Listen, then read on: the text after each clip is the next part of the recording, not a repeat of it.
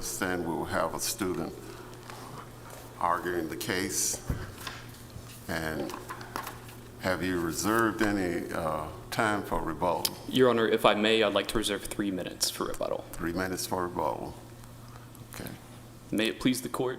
go right ahead. Good morning, Your Honors. My name is Gable Willis. I'm a qualified law student working under the supervision of Professor Joy Radice and appearing on behalf of the petitioner and appellant, Mr. Matthew Armitage.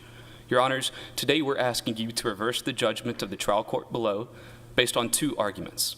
The first is that the trial court, in dismissing these petitions, held Mr. Armitage to an additional and erroneous legal standard, one which it described as requiring petitioners to demonstrate what it called a, quote, ongoing existing danger, based off its interpretation of this court's opinion in Delaney versus Chico. The second argument is that because Chico was a fact-limited and unpublished opinion inapplicable to this case, Mr. Armitage made the appropriate prima facie showing under the evidentiary standard of Section 605B. Your Honors, in the present case, the respondents became furious with Mr. Armitage when they learned that their separate sexual relationships with him overlapped with one another. But what they chose to do was lure him to Miss Hale's home under false pretenses before ambushing him, surrounding him at the dining room table and blocking his pathways to exit. They then proceeded to threaten to harm him that night, to have their friends and family harm him in the future. Counsel, was there, in your brief, you indicate there was an abuse finding by the trial court. Did the trial court actually find abuse in this case? No, Your Honor. The trial court neglected to conclude whether or not the findings amounted to domestic abuse. So if you're correct on sort of the overarching point with regard to ongoing existing danger, does this case need at a minimum a remand for a trial court to make a determination with regard to whether there was abuse? That's exactly correct, Your Honor, and that's exactly what we're asking for, a remand and a clarification that Chico did not change the evidentiary standard to entitle one to an order of protection. With regard to Chico, why is it wrongly decided, or is it just different in the circumstances here? Your Honor, Chico was correctly decided. It clarified that this language about the need for protection from future harm can be established by 605, but under those specific circumstances of Chico, evidence can rebut or negate it. You see that because in Chico, the petitioner waited 18 months to file for an order, and during that interim, actively and peacefully sought to live with the respondent, purchase a home with the respondent, and work with the respondent. Under those circumstances, the need that might have been established by the initial domestic abuse was negated. This court held that the petitioner's evidence failed to establish that she remained in fear, and thus the holding was that the need didn't exist at the time she sought relief. What in the statute would you point to that suggests a difference based upon the delay, essentially, let's say, in seeking a protective order? I mean, I don't see any language that immediately jumps out that says something's different if it occurred 18 months before. What would you point us towards? Nothing in the statute, Your Honor. That's correct. All the statute says, and Chico was decided because of this, but all the statute does is require a petitioner to prove the occurrence of domestic abuse or one of the other enumerated instances of violence or harassment. This idea of need and what need means comes only from case law. This court first articulated the idea of need in the case of Collins versus Ferris in 2001. There, this court said that need was an element of injunctive relief generally. When applied to the specific context of orders of protection, this means that petitioners must also establish a need for protection from future harm. But in every case we've reviewed where need is an issue on appeal, the question over whether need has been established consists of an analysis of whether the petitioner has met the statutory evidentiary burden under Section 605. Chico was the first case to appear different on its face because of those unique circumstances where the petitioner waited a year and a half and actively demonstrated that they didn't actually want or need the order. Your Honors, that brings us to our second argument that because Chico is a unique holding that didn't change the law, and because its unique holding is inapplicable to this case, Mr. Armitage made the requisite showing of a prima facie case under the appropriate evidentiary burden of Section 605. Now, domestic abuse has a specific definition under Section 601. Particular to this case is subsection 1AB, which says that domestic abuse occurs when one places an adult or minor in fear of or in physical harm or physical restraint. And so that gives us a few different theories by which to satisfy the definition of domestic abuse. The evidence provided by Mr. Armitage at the hearing satisfies at least 3 of those theories, beginning first with being placed in the fear of physical restraint.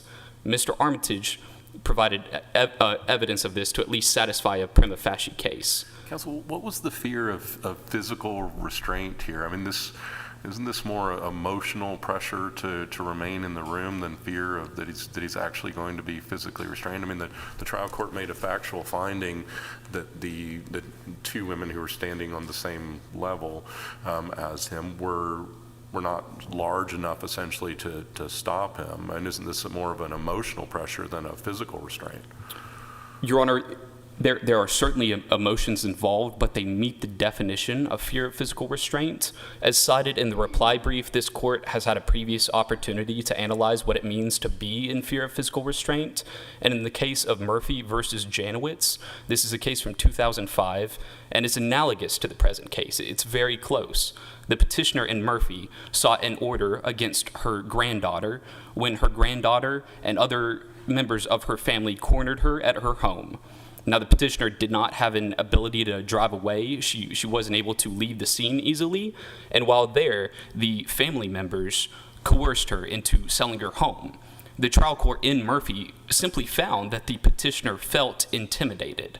And this court affirmed the trial court's finding that was enough to meet the standard of fear of physical restraint. This court employed the common sense meaning of fear, which simply means to feel uneasy about something. And with regard to whether someone's going to hold or harm you, it's a low bar. The case is very analogous. The present case is analogous to Murphy in the sense that Mr. Armitage was similarly cornered in this home without an ability to leave and felt uneasy as to whether or not the respondents would hold or harm him. Your Honors, we also satisfy the definition of domestic abuse under the actual restraint theory. The trial court's findings were that Mr. Armitage, after these events occurred at the home, was, quote, held against his will. The trial court found this because they blocked the pathways to exit, and if Mr. Armitage attempted to leave, he'd have to risk a physical confrontation. The trial court said that maybe he would win that physical confrontation, but to risk one anyways would constitute holding against the will. That satisfies the actual physical restraint theory. Under the third theory, the fear of physical harm, during those 20 minutes, both respondents levied threats of harm against Mr. Armitage. Ms. Hale threatened to beat him up that night.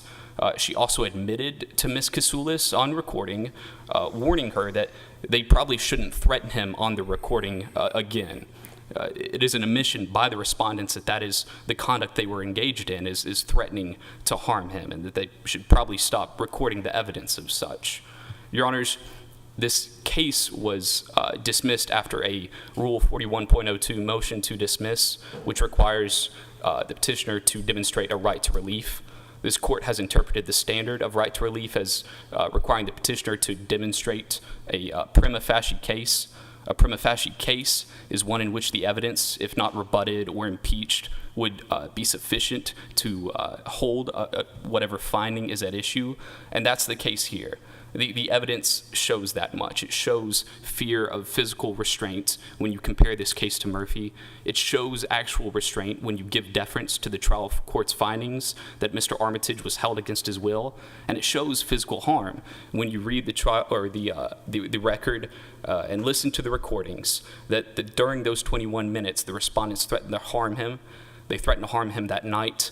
They threatened to have their friends and family harm him in the future, and they admitted that what they were doing was threatening to harm him. Counsel, if there is an ex parte order of protection that's granted, does the trial court have any discretion to deny the more permanent order of protection if there is domestic abuse that has occurred? Not if they make a conclusion that domestic abuse did occur. This statute has very clear language with a very plain meaning, and that first clause of 605B says a trial court's job after this hearing, after an ex parte has been ordered, is determining whether one of these instances, like domestic abuse or sexual assault or stalking, has occurred. If it does not, it shall dismiss and dissolve any orders, and if it does, it shall extend the underlying ex parte. How is that consistent with the purpose of the statute if there is no ongoing, continuing threat? I mean, essentially here, these parties have gone their own way. They're separate. They're not interacting with each other anymore. And factual determination by the trial court. How are we serving the purposes of this protective order statute, statutory provisions, in those circumstances? Your Honor, I have two responses. The first would be that those findings that the trial court made that the parties would not interact in the future are not based on any evidence that was introduced in the record. The trial court says as much. The trial court later clarifies, I didn't hear any of that today. Not that he heard positive evidence that they would not interact. My second response is that it's consistent with the statutory purpose because the legislature said their intention was to prevent further harm by taking a zero-tolerance stance on domestic abuse and domestic violence. This court has articulated in the case of Long versus Brown, I believe in 2014, that the trial court's only job, their only discretion at this stage, at the hearing level, is determining whether domestic abuse or one of these other instances occurred. And if it does, it shall order that the underlying ex parte be extended. Further, the trial court implemented, the legislature implemented this standard when they implemented this purpose statute.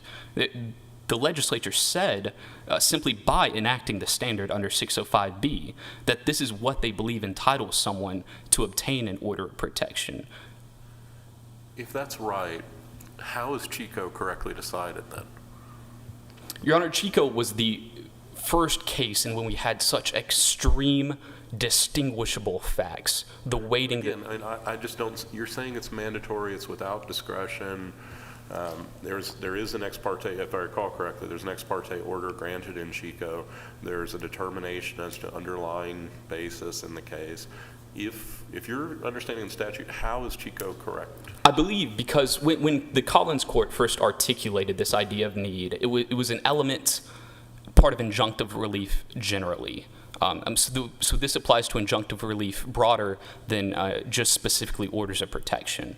And Your Honors, I'm out of time, but may I finish answering this question? All right, finish answering your point. So this need has higher authority according to the case law in regards to injunctive relief, and Chico was the only case where meeting these strict statutory elements did not establish need at the time the petitioner sought relief. It's for these reasons we'd ask you to reverse. Thank you. Thank you. You have your time for rebuttal left.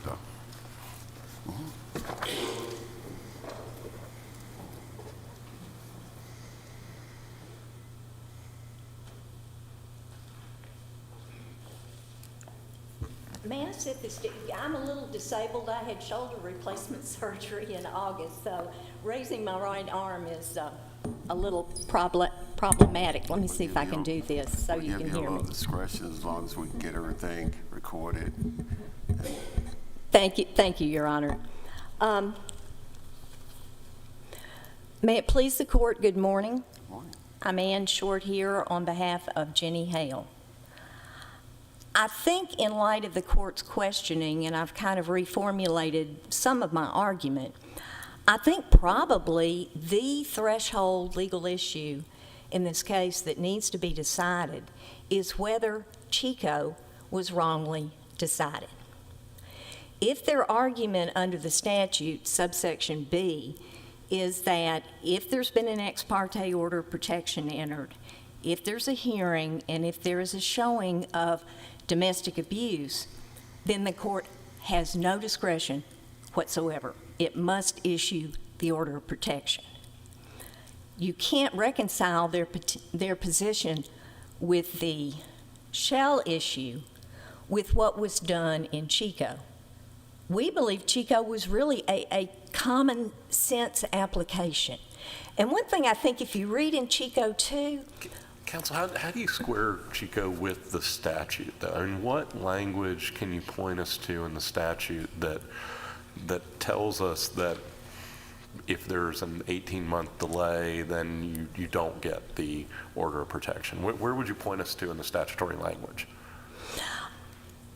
let me, and I apologize because I may be answering a question with a question, but what Judge Davis, in that opinion, at the very end, if you'll read it, she did not want to have to deal with the latches issue because there isn't a statute of limitations built into the order of protection.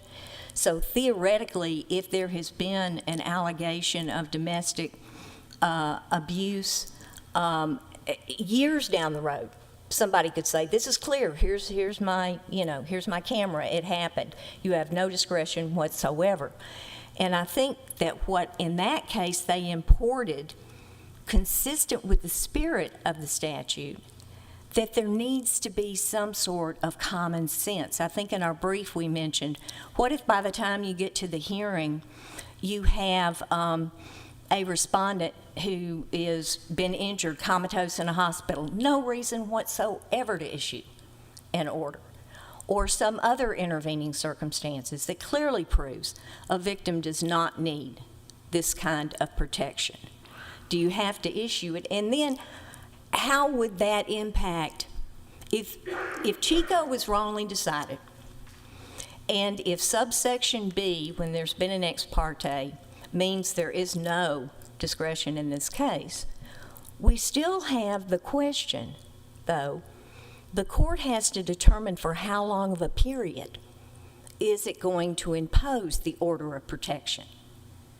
At that point in time, and I haven't heard them address it, is it permissible at that point in time for the judge to consider whether the alleged victim needs protection? Could the judge say, okay, I'm finding you shown by preponderance of the evidence, I'm going to place a protective order for a week or for a day? Does it ever, those legal questions are what, I mean, if Chico was wrongly decided, our position is say so. Send it back to Judge McMillan. We'll be back down there. We'll be happy to make additional arguments if there needs to be additional proof. But we simply do not believe that it was wrongly decided. And I think we said, too, the whole statute. I'm sorry, Your Honor, I keep interrupting you. I apologize. No. How do you view Chico as consistent with the purpose of the statute in terms of, and the statute lays out its own statutory purpose, how do you view it as consistent with the protective order statutory provisions? I'm assuming that's where you're leaning here in terms of your argument, that it's consistent with the purpose of this. So how so? The common sense sort of purpose, yes, Your Honor. Keeping in mind when we originally started with this kind of statutory scheme that has grown over the years, we were normally dealing with cases of personal, violent, domestic abuse or sexual abuse. This case moves us over into a different arena where we're talking about an allegation that something possibly puts someone in fear of physical harm or in fear of some sort of restraint. So, like with a case like this, I think clearly, Chico is not inconsistent with looking at that sort of situation. And because of the length of time in Chico and not dealing with the latches issue, it wasn't inappropriate either. But tell us otherwise, and we'll be happy to go back to Judge McMillan with this case and to make those arguments.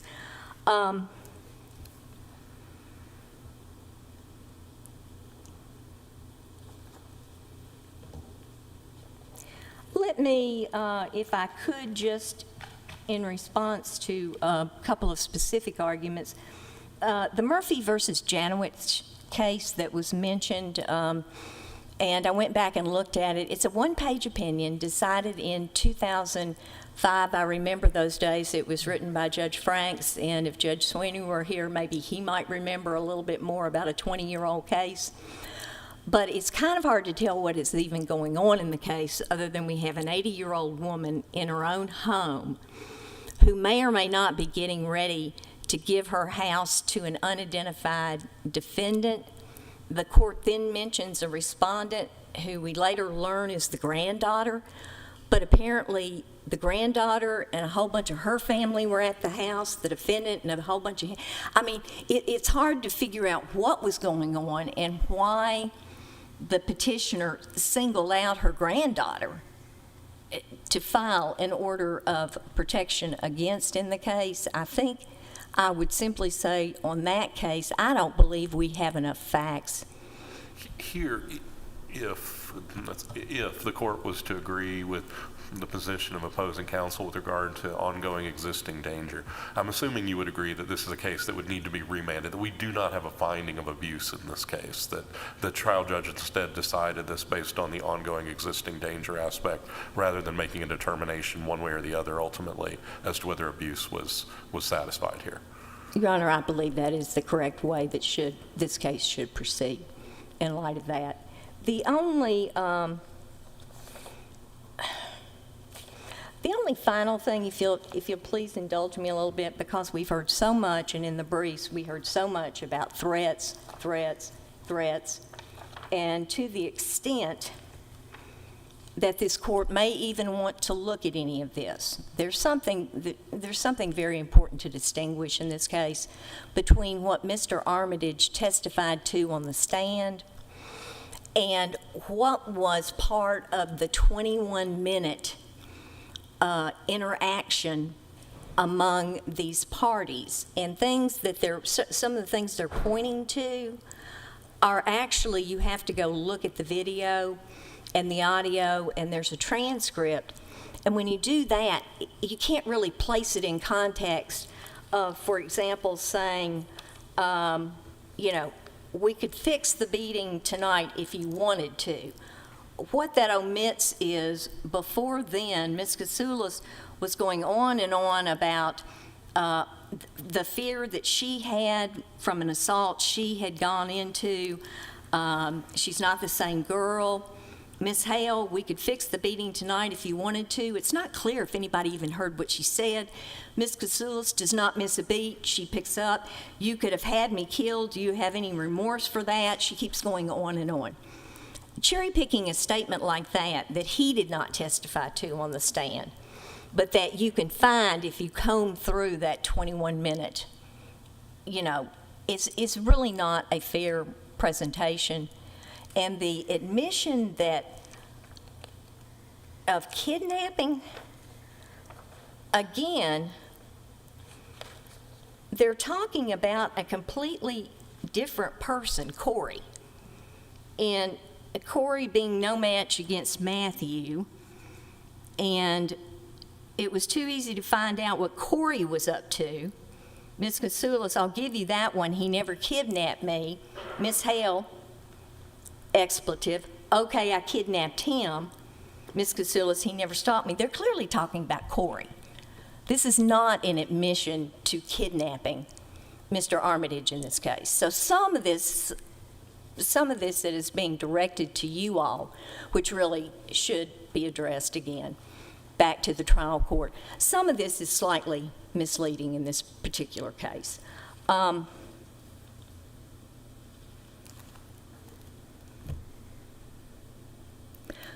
Unless your honors have any other questions, I don't think I have anything else to add.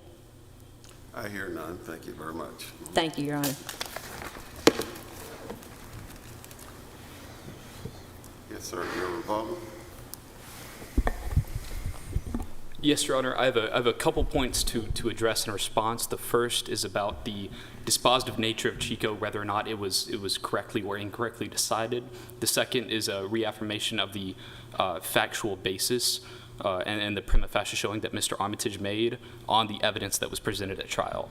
Your Honors, first, this case needs to be remanded with a clarification of what exactly Chico meant, because petitioners need instruction on what the appropriate evidentiary standard is. If Chico was correctly decided, and that need is this higher element that wasn't satisfied in Chico, Mr. Armitage still made the appropriate showing because the facts are so distinguishable from, one, order of protection cases generally, but specifically distinguishable from the present case. Mr. Armitage did not wait 18 months. He didn't even wait 18 hours to file. And he's done nothing since to indicate that he doesn't actually need or want an order of protection. Your Honors, the ongoing existing danger standard is something the trial court made on its own, and it's not consistent with the statutory purpose. This idea that it's a common sense approach doesn't override the plain language of the statute, which says to consider whether or not there was an occurrence of domestic abuse. In terms of applying this standard, and isn't Chico saying there has to be a need, and need includes that there's some ongoing risk, danger, and that the trial court here is deciding there's no ongoing risk or danger in this case, and therefore it's not consistent with the purpose of the order of protection statutes? No, Your Honor, we believe the trial court is conflating this. The length of time made Chico really confusing, but Chico is still about pre-filing activities. It's about what happened leading up to this request for relief. The judge wasn't speculating about the future like the trial court was in the present case, and neither the statute nor this element of need authorized that. It's not about the trial court's own assessment of what's going to happen in the future. The legislature has said if there's domestic abuse, we are going to make that the standard because we believe that entitles you to an order of protection. With regard to the factual basis, I'm still struggling, counsel. How we have a universe in which Chico is correct and yet your position is correct, and it seems like Chico has to fall if you're right here. And if this is, you have an emergency ex parte order of protection issue, and there is a finding of abuse, which we've got the remand here in terms of determining whether that actually happened. Isn't it then automatic? It's shall, it's not discretionary. So it doesn't matter that it was 8. Maybe that's not a great way to design a statute. I'm not advocating for that design, but I'm struggling to see how Chico can survive if you're correct. Your Honor, one, it seems this court's discussion of need means it's an element higher than the statutory statutes which control. May I quickly finish this answer? Well, your time is up, but Yes. Go ahead and finish the point, though. Go ahead. The second point would be that if Chico is wrong, we're still entitled to a remand because the trial court used that to dismiss these petitions, and it would be erroneous to do so. Thank you, Your Honors. Thank you. I want to thank both the attorneys and the student attorney for your presentation. This case has now been submitted to this court for resolution.